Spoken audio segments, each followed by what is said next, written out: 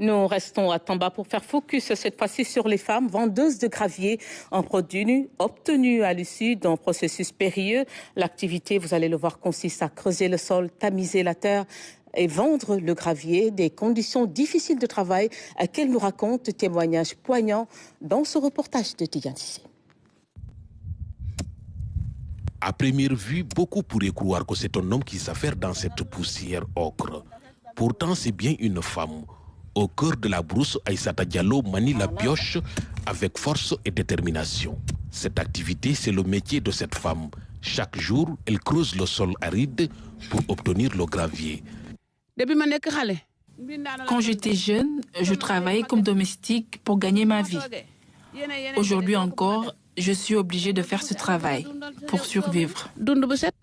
Réunir une charge revendable peut parfois prendre 5 voire 6 jours. Cela fait une semaine que je suis ici et je n'ai toujours pas réussi à réunir un camion. Je n'ai pas le choix. C'est pour cela que je fais ce travail.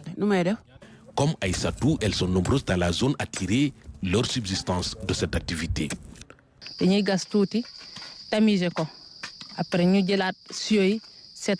Nous creusons d'abord avant de tamiser et quand nous obtenons un chargement, nous le vendons au camionneur à 20 000 francs. Ce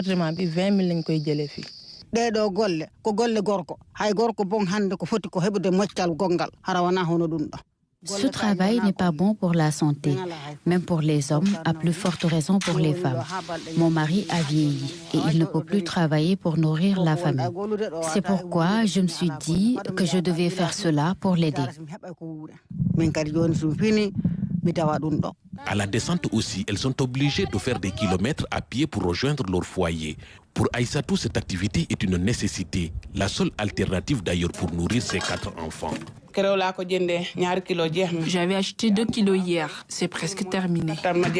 Face à la pénurie d'emploi et de sources de revenus stables, de nombreuses femmes des quartiers périphériques de Tambacounda, comme Gourel Bari et Daïbatou, sont contraintes aujourd'hui de s'adonner à cette activité pour subvenir à leurs besoins quotidiens.